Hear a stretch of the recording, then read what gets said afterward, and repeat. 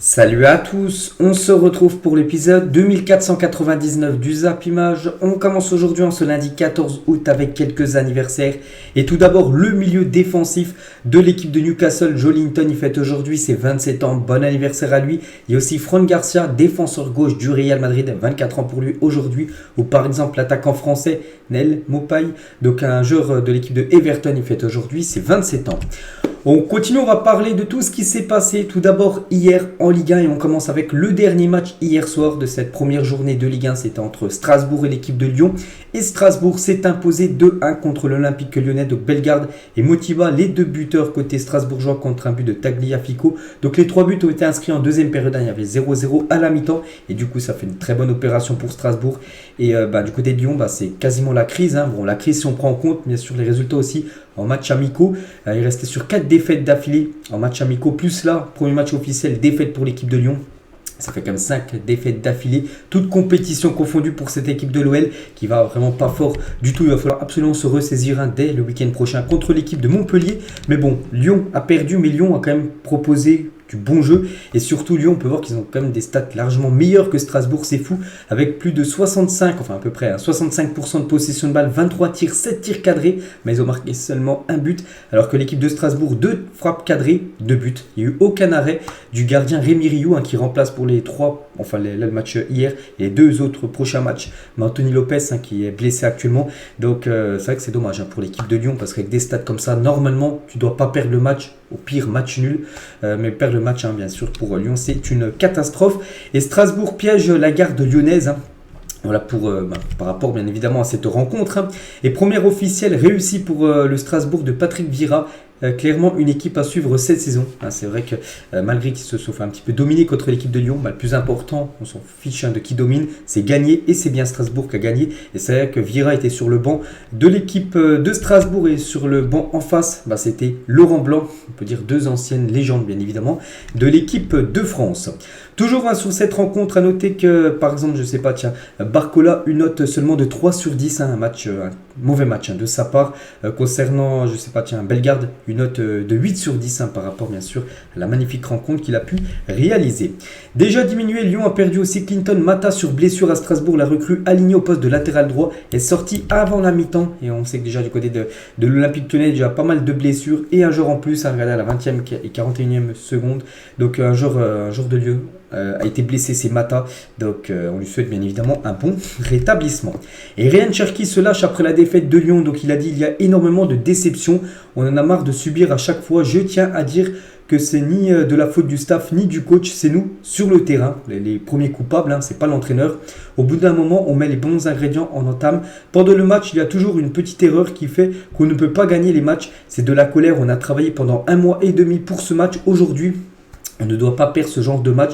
Ça se retourne toujours contre nous. Les adversaires plient les matchs en 5 minutes. C'est quelque chose qu'on doit rapidement changer car on est l'Olympique Lyonnais. On ne doit pas être tout en bas, mais tout en haut, bien évidemment. Maintenant, j'en ai marre de toujours venir après les matchs, de dire que c'est le ballot, que c'est un petit peu n'importe quoi. On doit être là-haut. Et puis, c'est tout. Il a dit les termes en gros. Ryan Cherki, parce qu'il est très très déçu, bien sûr, de la défaite de l'Olympique Lyonnais pour entamer ce championnat. On continue avec les autres rencontres. Donc, hier à 13h, il y avait aussi un beau Brest contre l'équipe de Lens. Et c'est Brest qui s'est imposé 3-2 contre Lens, dernier dauphin du PSG saison dernière. Donc les statistiques du match, 15 tirs pour l'équipe de Brest, ça fait 8 tirs cadrés quand même pour 3 buts inscrits. Donc Lens, Lens en gros ils ont fait un gros début de match, puis après ils se sont totalement effondrés. Et Brest a quand même fait un sacré comeback parce que l'équipe de Lens a mené quand même 2-0 à la 22e minute de jeu. Puis Brest a marqué 3 buts et du coup Brest s'impose 3-2 dans cette rencontre complètement folle. Et Franck Hens a dit le coach de Lens, ce que je juge le plus sévère, c'est le carton rouge. Il marche sur le pied mais ça mérite un jaune. Après sur les pénaltys, je pense qu'il n'y avait pas de scandale à les siffler. On a eu beaucoup de manques pour beaucoup de joueurs, dont certains qui sont rentrés. Si on se voit trop beau, la Liga nous remet vite à notre place. Voilà, un entraîneur toujours aussi lucide dans ses analyses. C'est vrai que aussi l'entraîneur, pas pas l'entraîneur, qu'est-ce que je dis, l'arbitre de la rencontre n'a pas été bon. Hein, c'est vrai qu'il a fait quelques choix très discutables, comme des pénaltys sifflés, 2 pénaltys sifflés pour l'équipe de Brest, alors qu'il y a beaucoup de supporters, que ce soit des supporters lensois ou même des autres supporters, peut-être même de Brest, hein, qui disaient que voilà, c'est très léger comme les pénaltys sifflés. Bon, après, bien évidemment, c'est l'arbitre qui décide, hein, vu que c'est lui, on va dire, le patron voilà, des matchs, hein, celui qui dirige tout ça. Et Lens, les gars, ne s'est plus imposé à Brest en championnat depuis octobre 2016, hein, on est quand même en 2023. Donc les deux clubs évoluaient alors encore en Ligue 2 quand Lens, hein, s'est imposé la dernière fois du côté de Brest, enfin une équipe où ils ont beaucoup de mal à s'imposer. Et Brest a remporté son match d'ouverture de Ligue 1 pour la première fois depuis la saison 86-87. Hein, ça faisait quasiment, je sais pas, plus de 30 ans qu'ils n'avaient pas gagné le premier match d'une saison de Ligue 1. Bon après, ils ont joué aussi pas mal de fois en Ligue 2, hein. Mais là, quand même, c'est une équipe voilà, qui pas mal d'années en Ligue 1. C'est vrai qu'ils n'ont jamais gagné leur match de Ligue 1 depuis 30 ans. Et ça y est, ils ont enfin gagné avec une victoire 3-2 hier contre l'équipe de Lens. Et Lens-Brest, c'était aussi la première affiche la saison dernière, mais cette fois-ci, c'était à Lens. Et donc, c'était le 7 août 2022, triplé pour une victoire 3-2 de Sotoka. Et Brest-Lens, hein, pour ce match... pour cette nouvelle saison, donc le 13 août 2023. Donc buteur également Sotoka, donc la saison dernière, triplé pour lui pour son premier match, et hier il a été auteur d'un but à Sotoka. Et arrivé à Lens en 2019, Sotoka est le joueur le plus décisif du club au XXIe siècle avec 32 buts et 21 passes décisives. Et toujours sur ce match, on peut voir que Del Castillo n'a pas tremblé avec une note de 7 pour le joueur de Brest, avec un doublé pour lui. Et Guy Lavogui s'est manqué une note de 4 pour le nouveau joueur de cette équipe du Racing Club de Lens. On continue avec les autres résultats. Rennes contre l'équipe de Metz. Grosse victoire du Stade Rennais 5-1 et ça a été le spectacle total, plus de 70% de possession de balle, 29 tirs, 14 tirs cadrés, c'est énorme pour 5 buts inscrits. Donc voilà, festival offensif pour l'équipe de Rennes. Et concernant Metz, vu qu'ils font l'ascenseur, ils remontent cette saison en Ligue 1, c'est très compliqué bien sûr pour Metz, avec une grosse défaite pour ce premier match. Donc Rennes à la main lourde, donc parfait bien sûr pour le Stade Rennais qui est actuellement leader du championnat de Ligue 1. Et Doku assomme les Grenats, c'est vrai que porté par la performance dans ses liés droit, Jérémy Doku, le Stade Rennais, a fait tourner la tête à la défense, bien sûr Messine, c'est vrai qu'il a fait un énorme match. Jérémy Doku, peut-être c'était son dernier match hier, parce que les pressentis sur le départ ce joueur. Et Bruno Genesio, le coach de l'équipe de Rennes, s'exprime sur le probable futur départ de Jérémy Doku. Il a dit: tout dépend de l'offre dont on parle. Il y a des offres difficiles à refuser, que ce soit pour des joueurs, un entraîneur ou d'autres acteurs du football. Pour l'instant, on n'en est pas là. Je n'ai pas d'infos sur ce que je lis ou ce que j'entends. Il est joueur du Stade Rennais. Il a montré ce soir jusqu'à preuve du contraire. Il est utilisable, bien évidemment, tant qu'il n'a rien signé avec un autre club, parce qu'on l'annonce peut-être du côté de Manchester City, qui serait prêt à proposer beaucoup d'argent pour s'offrir Doku. En gros, ce serait le remplaçant de Riyad Mahrez. Mais bon, voilà, Bruno Genesio dit que voilà, tant qu'il est du côté de Rennes, on l'utilisera pour les matchs. Donc voilà, après, de toute façon, si ça se fait, ça se fera dans maximum 2 semaines, parce que c'est la fin de mercato, le 31 août prochain. Il y avait aussi un match entre Clermont et l'équipe de l'AS Monaco, un match là aussi spectaculaire avec beaucoup de buts, 6 buts dans la rencontre, et c'est Monaco qui s'est imposé 4-2 du côté de Clermont. Donc les attaquants ont été très efficace lors de cette rencontre. Et Ben Yedder qui a des problèmes aussi avec la justice. Donc malgré ça, il a joué, il a commencé titulaire avec le brassard de capitaine. Il a été buteur à Clermont, Wissam Ben Yedder. Bon, après il a été sifflé par tout le stade de Clermont, parce que les supporters de Clermont savaient peut-être les histoires qu'il avait, problème de justice, qu'il est mis en examen pour viol, comme Wissam Ben Yedder, mais il a joué hier et il a été buteur. L'attaquant français, on peut voir sa célébration après son but contre l'équipe de Clermont. Il y avait aussi Montpellier contre l'équipe du Havre, score final 2-2 entre ces deux équipes. Donc premier match et premier doublé pour Accor Adams avec Montpellier. Donc ce joueur remplace Mavé Didi.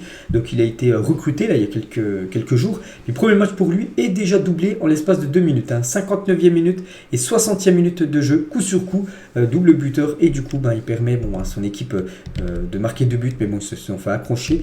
L'équipe de Montpellier, on peut voir qu'il a obtenu la note de 8 sur 10 pour sa première en tant que match officiel du côté de Montpellier.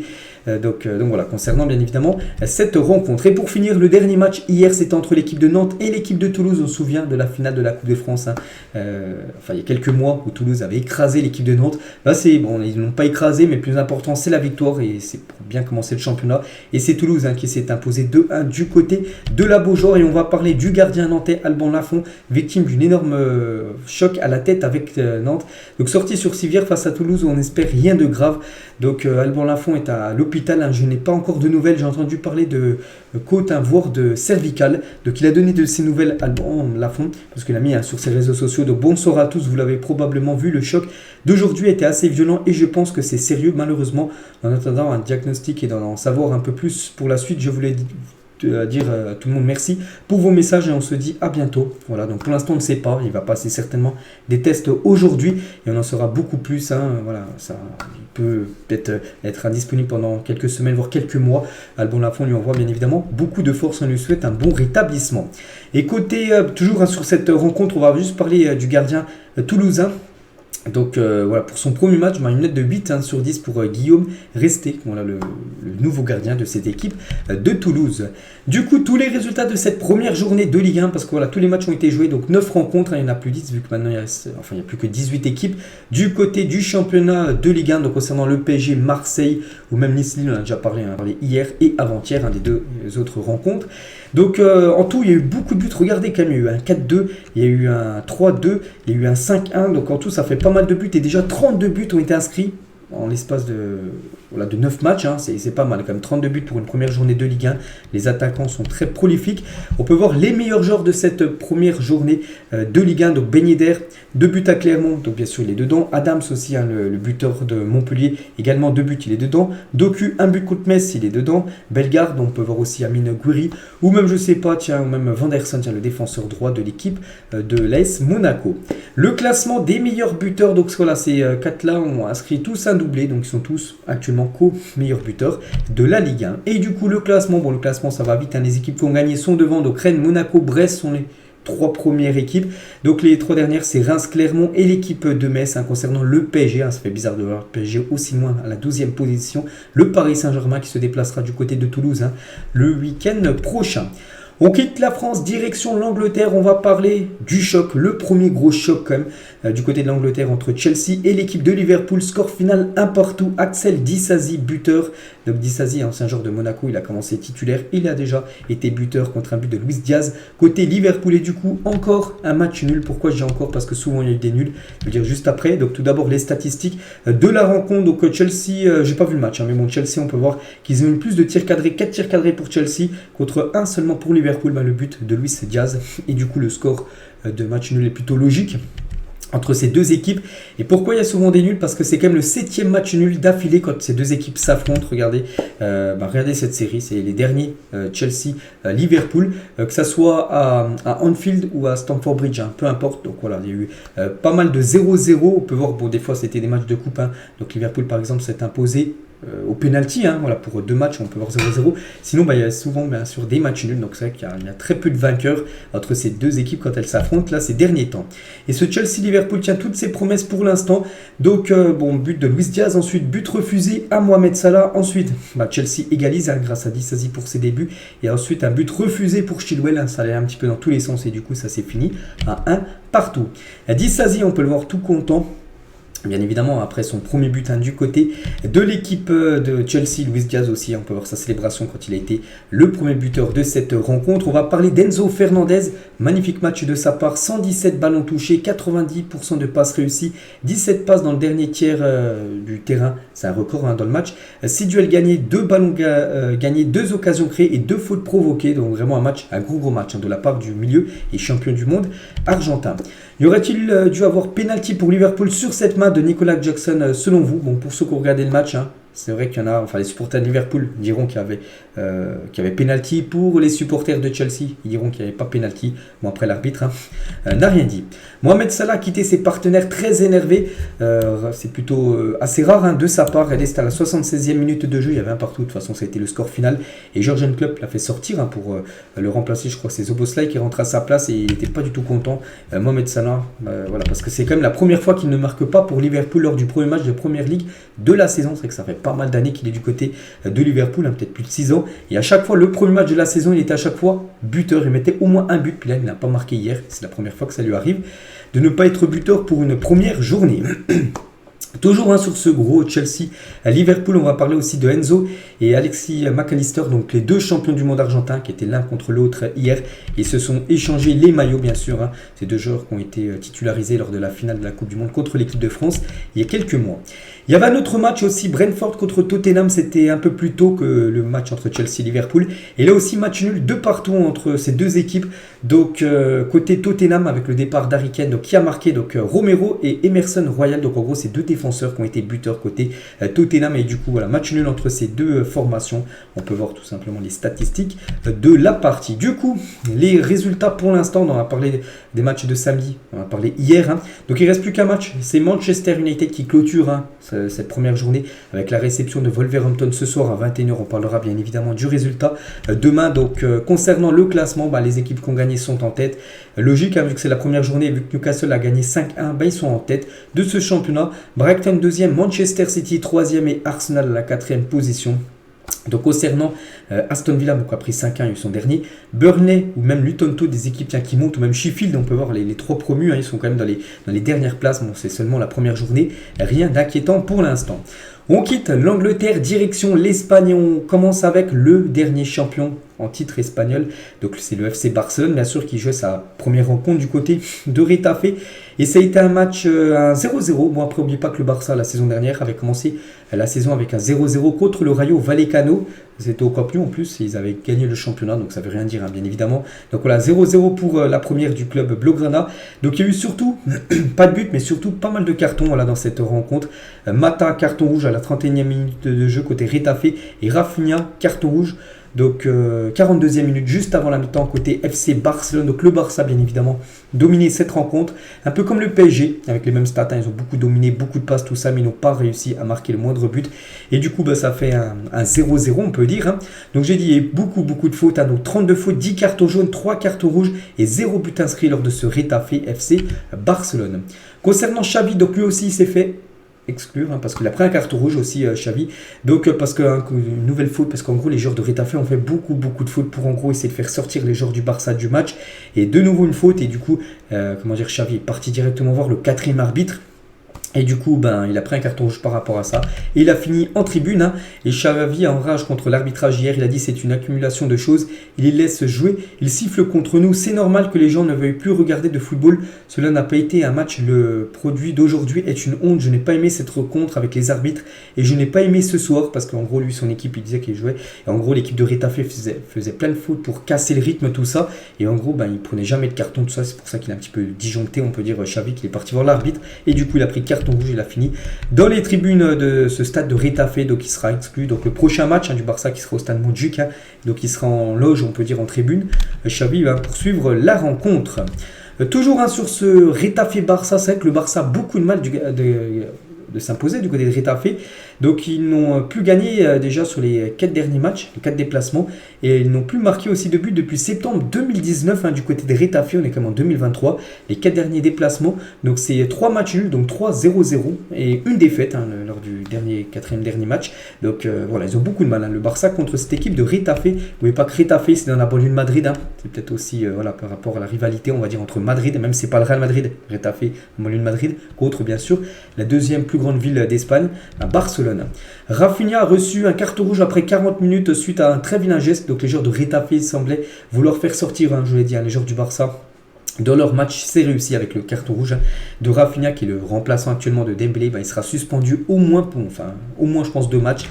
Donc voilà, concernant Rafinha. Et Rafinha tient sur le Twitter officiel du Barça qui lui souhaitait bonne chance pour notre nouveau numéro 11.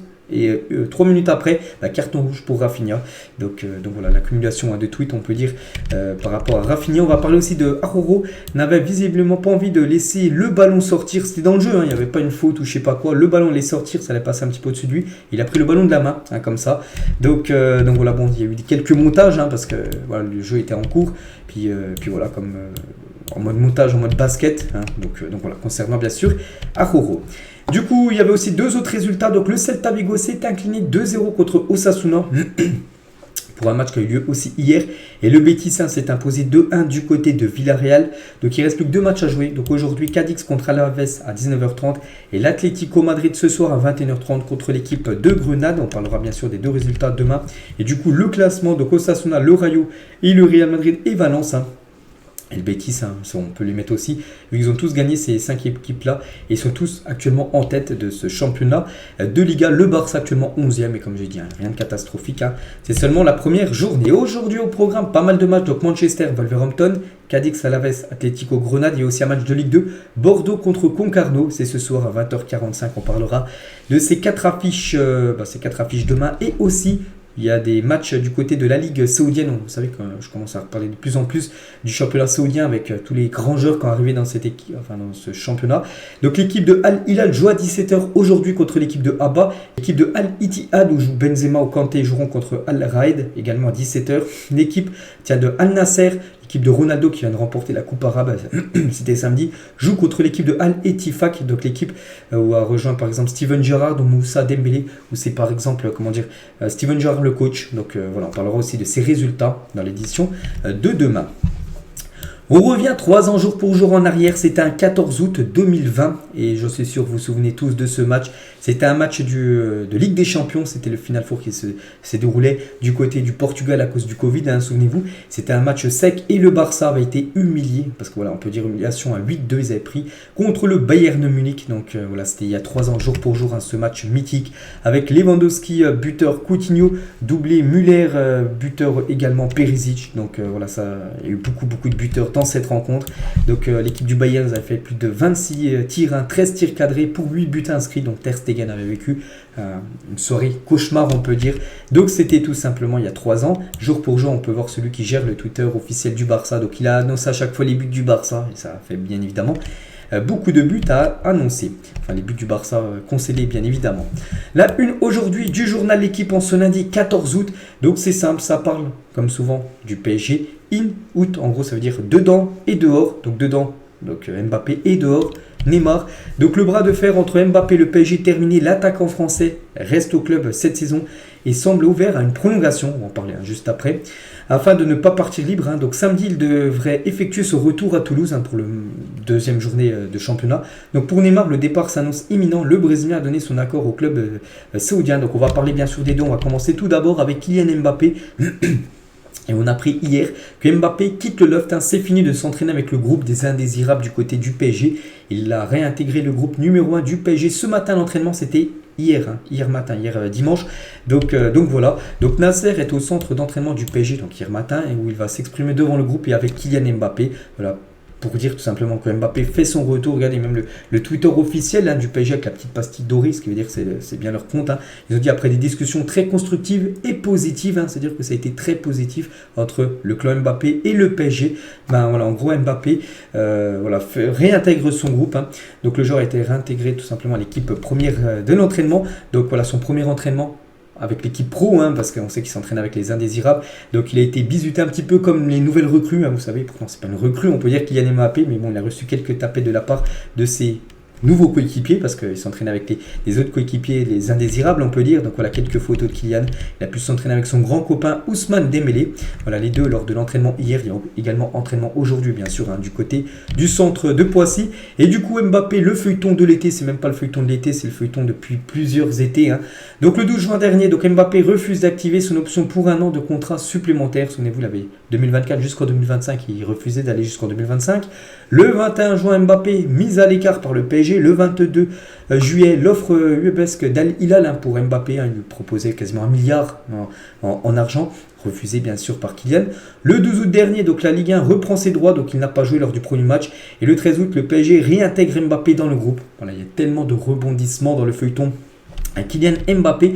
Et actuellement, Mbappé, je l'ai dit, on serait plutôt pour peut-être une prolongation, mais je vais vous dire ce serait quoi la prolongation. Donc Mbappé n'exclut plus de prolonger avec le PSG. Il apprécierait tout d'abord les derniers choix du club qui l'ont fait peut-être réfléchir, et déjà peut-être je pense aussi que sa mise à l'écart lors du premier match contre l'équipe de Lorient, je pense pas qu'il s'en doutait. Bon, voilà, peut-être déjà je pensais il pensait qu'il allait jouer la tournée asiatique au Japon, il ne l'a pas joué. mis à l'écart. Donc c'est peut-être pour ça que ça l'a fait réfléchir aussi les nouveaux choix du club, comme le recrutement de Gonzalo Ramos, un véritable numéro 9. C'est ce qu'il voulait Kylian Mbappé. Il voulait vraiment un 9 du côté de Paris avec Ramos. Ben voilà, ça a été une volonté de Mbappé, on peut dire validée par le PSG. La signature de son ami Ousmane Dembélé, ça l'a peut-être fait aussi réfléchir, on peut dire. Et la porte ouverte, un départ de Neymar, parce que Neymar et Mbappé, c'était pas super bien, on peut dire, enfin bon, la relation. Donc tout ça font peut-être que Mbappé pourrait prolonger du côté de Paris. Donc la solution pour le cas Mbappé, ce serait une prolongation de contrat jusqu'en 2025. N'oubliez pas, actuellement c'est jusqu'en 2024 son contrat, il devrait, enfin encore loin, prolonger peut-être son contrat jusqu'en 2025, ce qui voudrait dire là qu'il lui restera encore 2 ans de contrat et qu'il aurait une inclusion d'une clause de vente garantie l'été prochain. Ça veut dire qu'il quitterait bien le PSG l'été 2024, mais vu qu'il lui restera encore 1 an de contrat jusqu'en 2025, ce qui voudrait dire que le PSG récupérerait de l'argent, il ne partirait pas libre, et ça c'est vrai que tout le monde serait ok, bon peut-être un peu moins pour le Real Madrid, parce qu'au lieu qu'il achète là la somme, peut-être 200 millions d'euros, ils l'achèteront l'année prochaine 200 millions d'euros. Alors en gros c'est décalé, mais côté Paris Saint-Germain, eux c'est une rentrée d'argent, et côté Mbappé, voilà, il resterait au PSG une saison. Donc voilà, j'ai pas dit que ça allait se faire, mais ça pourrait se faire, et c'est vrai qu'il y en a pas mal qui annoncent cette info-là, comme Santi GFM, donc un journaliste de foot mercato. Fabrizio Romano n'a pas encore réagi par rapport à ça, on attend de voir ce que pense le journaliste italien. Et Mbappé aussi pousse en interne pour l'arrivée de Bernardo Silva. Le transfert du Portugais s'annonce néanmoins compliqué, voilà, c'est aussi ce qu'il a demandé à la direction, essayer de recruter Silva. Mais bon, là on sait que ça va être très compliqué, même si le PSG va peut-être essayer. Je vois pas du tout City lâcher Bernardo Silva, surtout que maintenant le championnat a repris. Il faudrait absolument trouver en gros un remplaçant à Silva en cette fin de mercato pour qu'il soit vendu. Et l'été dernier, Mbappé aurait fait comprendre au PSG qu'il n'y avait plus la place pour lui et Neymar au sein du même effectif. C'est peut-être pour ça aussi qu'il pourrait peut-être prolonger. Bien sûr, s'il prolonge, c'est parce que Neymar, qu'on parle beaucoup sur un départ. Et concernant Neymar, parce que là on a parlé d'Mbappé, j'ai dit ce qu'il y avait à dire sur Mbappé, et concernant Neymar, au PSG c'est terminé.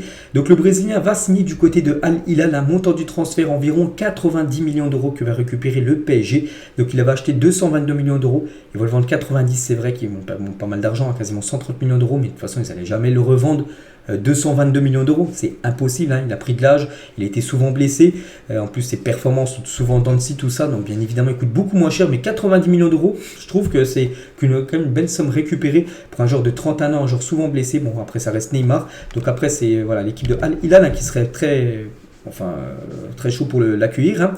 Et on peut voir en salaire, il pourrait toucher un salaire de 160 millions d'euros net sur 2 saisons, ce qui lui ferait à peu près 80 millions d'euros net par an. Du côté du PSG, c'est à peu près 30 qui touche Neymar, donc il pourrait toucher quasiment 3 fois plus en rejoignant cette équipe de Al Hilal. Donc toujours avec Neymar, donc il souhaiterait retourner en Europe après 1 ou 2 saisons en Arabie Saoudite afin de viser la Coupe du Monde 2026, parce que lui, son objectif, c'est de jouer cette future Coupe du Monde qui aura lieu dans 3 ans. Il se dit que s'il joue en Arabie Saoudite pendant 3 ans, peut-être ne sera pas convoqué, donc on va peut-être jouer au moins 1 an en Arabie Saoudite, puis après revenir en Europe, bon, pas le PSG, mais peut-être une autre équipe européenne pour jouer dans un club compétitif et pour jouer bien sûr cette future Coupe du Monde avec le Brésil. Et du coup les stats exceptionnels de Neymar en Ligue 1, donc c'est 112 matchs joués pour 82 buts, 50 passes D et 30 cartons jaunes.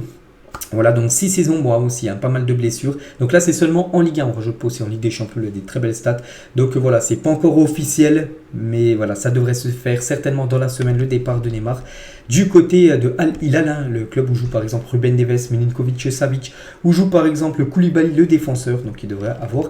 Neymar, n'oubliez pas qu'Al Hilal a ciblé aussi Léo Messi, qui avait refusé aussi, Mbappé, qui a également refusé il y a quelques semaines. Et Al Hilal aussi, ils veulent finaliser l'arrivée de Verratti après Neymar. Pour l'instant, eux, leur dossier principal, c'est Neymar. Et dès que Neymar, ça sera fait, ils se mettront sur le dossier Marco Verratti. Donc voilà, 2 légendes quand même, parce que pour moi, c'est 2 légendes du PSG. Verratti et Neymar devraient partir en Arabie Saoudite. Et surtout que le PSG doit vendre, parce que le PSG qui a beaucoup recruté, j'ai dit hier avec la recrue Ousmane Dembélé, ça fait 10e recrue, et pour l'instant ils ont vendu seulement 3 joueurs, donc El Chouameni Bichabu 15 millions, Icardi 10 et Dina Ibembe 6,5, c'est pour ça que le PSG doit vendre absolument, c'est pour ça que des joueurs comme Verratti ou Neymar doivent être vendus tout simplement, là dans les prochains jours, pour équilibrer les comptes, parce que sinon si tu recrutes 15 joueurs et t'en vends seulement 3, niveau fair play financier, ça va pas passer. On continue avec des autres infos mercato. Victor Osimhen est proche de prolonger son aventure à Naples. L'international nigérian touche 10 millions d'euros, enfin touchera plutôt 10 millions d'euros par an. Il sera lié jusqu'en 2026. Là, donc le salaire va être quasiment triplé pour lui. Il touche à peu près aux alentours des entre 3 et 4 millions. Donc il pourra toucher jusqu'à 10 millions d'euros pour continuer du côté du Napoli. Under, c'est officiel, quitte l'OM et s'engage au Fenerbahçe. Je l'avais dit il y a quelques jours, il y avait le Herbigo de Fabrizio Romano. Ça y est, c'est fait. Montant du transfert, 15 millions d'euros que récupère l'équipe de Marseille. On peut le voir dans son nouveau maillot. Là, je crois que c'est le maillot extérieur de l'équipe du Fenerbahçe. Donc 26 ans, bien sûr, Under s'engage du côté de la Turquie. Donc il y a lui et il y a aussi le joueur Fred. Lui aussi, on avait parlé il y a quelques jours avec le Herbigo de Fabrizio Romano. Il quitte Manchester United, direction le Fenerbahçe. De quoi les recrues quand même pas mal du Fenerbahçe avec Tadic, Djiku, Dzeko, Kent, Fred et Under et aussi Slimanski, je ne sais pas c'est quel joueur, enfin je ne sais pas il joue quelle position, bref, donc voilà un très bon mercato comme pour cette équipe du Fenerbahçe. Concernant un joueur, Dzeko, tiens le troisième de la liste, donc hier c'était le premier match du Fenerbahçe, ils ont gagné 2-1 et Dzeko, 37 ans, capitaine en plus du Fenerbahçe, il vient d'arriver là il y a quelques semaines, il a été auteur du doublé lors de la victoire 2-1 de cette équipe. Matic est à Rennes, donc le milieu serbe Matic a été accueilli par de nombreux supporters rennais à l'aéroport ce dimanche soir, donc Rennes a joué hier contre l'équipe de Metz, victoire 5-1.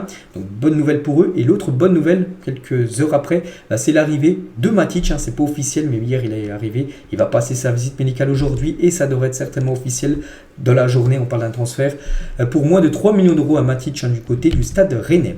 Un accord a été trouvé entre le PSG et l'AS Roma pour Leandro Paredes. Le montant du transfert s'élève à 5 millions d'euros. Le PSG l'avait acheté 42 millions d'euros. Il y a quelques années, c'était en 2019. Ils vont le revendre 5 millions à l'AS Roma. Et un autre joueur du PSG aussi va aller du côté de l'AS Roma. C'est Renato Sanchez. Accord total proche entre le PSG et l'AS Roma. J'ai dit, le PSG doit vendre. C'est pour ça qu'on parlait de Neymar, Verratti, mais aussi Paredes. Il y a Renato, j'ai dit, avec 12 millions d'euros à peu près qui va être vendu. Bon, c'est un prêt avec option d'achat. Il y a aussi Abdou Diallo qui devrait aussi quitter le PSG. Il y a pas mal de joueurs aussi parisiens, bien sûr, qui quitteront le club.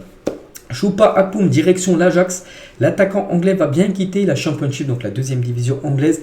Mais pour l'Ajax Amsterdam, pourtant, il était pisté du côté de Lens. Mais voilà, il refuse Lens pour aller du côté de l'Ajax. Donc 10 millions d'euros plus 2 millions de bonus, signature demain. Donc Lens a abandonné parce qu'il ne pouvait pas rivaliser avec l'équipe de l'Ajax Amsterdam. Officiel, Habib Diallo quitte Strasbourg. L'attaquant sénégalais Habib Diallo qui n'a pas joué hier, il rejoint l'équipe de Al-Shabaab lui aussi. J'en ai parlé, je me souviens, il y a quelques jours. Ça y est, c'est fait, c'est officiel. Nouveau club et nouveau championnat pour l'attaquant Diallo qui a marqué pas mal de buts à la saison dernière. Denis Zakaria passera sa visite médicale aujourd'hui, c'est une info d'hier, donc aujourd'hui avec l'AS Monaco, donc ça aussi c'est un transfert qui pourra avoir lieu aujourd'hui, lundi ou peut-être demain, donc c'est imminent. Offre du club Bruges pour Maxime Estève, compris entre 7 et 8 millions d'euros. Il n'a pas joué aujourd'hui avec Montpellier lors du match hier Montpellier contre l'équipe du Havre, parce qu'il va être transféré du côté de la Belgique. Ibrahima Koné va quitter Lorient dans la semaine pour s'engager à Almeria, montant du transfert 7 millions d'euros que va récupérer l'équipe du FC Lorient. Concernant Kepa Arrizabalaga, va être prêté au Real Madrid de l'Herbigo de Fabrizio Romano, donc voilà, pour remplacer, enfin surtout on peut dire remplacer Courtois vu qu'il est blessé. Donc ça sera Kepa qui sera le nouveau gardien du côté du Real Madrid. Donc l'officialisation là pour intervenir à tout moment dans la journée. Et concernant toujours du côté du Real, je vous avais dit hier qu'il était sorti sur blessure. Eder Militao, hier il a passé des tests à un scanner et du coup on connaît sa blessure. C'est quoi l'identité de sa blessure et c'est officiel. Militao souffre d'une rupture du ligament croisé antérieur. Il sera opéré dans les prochains jours. Donc terrible blessure, rupture du ligament croisé. C'est minimum, je vous dis, et 6 mois, donc le temps de revenir à la compétition c'est quasiment du 8 mois, donc voilà, énorme coup dur après, Thibaut Courtois, rupture du ligament croisé antérieur, il va louper toute la saison, donc il a annoncé au mois d'avril Courtois. Militao, donc la même chose, il devrait faire aussi son retour quasiment au mois de mars, donc c'est énorme coup dur parce que c'est des joueurs cadres du Real Madrid, donc on leur souhaite bien évidemment aux deux bon rétablissement. Et concernant le Real Madrid avec la blessure plutôt de Militao, donc amis supporters du Real Madrid, suite à la blessure de longue durée d'Eder Militao, diriez-vous oui, un retour de Sergio Ramos pour une saison, mais pas Ramos, légende bien sûr du côté du Real Madrid, et actuellement sans club, on est le 14 août, il n'a toujours pas trouvé un club pour jouer la saison prochaine. Il s'entraîne toujours fort, parce que moi c'est le joueur que je préfère, pour ceux qui me suivent longtemps vous savez que c'est le joueur que je préfère dans tout le football, et je suis sur les réseaux sociaux, je sais qu'il s'entraîne tous les jours, on peut voir ses stories, et pourquoi pas du côté du Real Madrid de faire revenir Ramos pour une saison avec la blessure de Militao. Moi je kifferais le revoir en plus du côté du Real Madrid.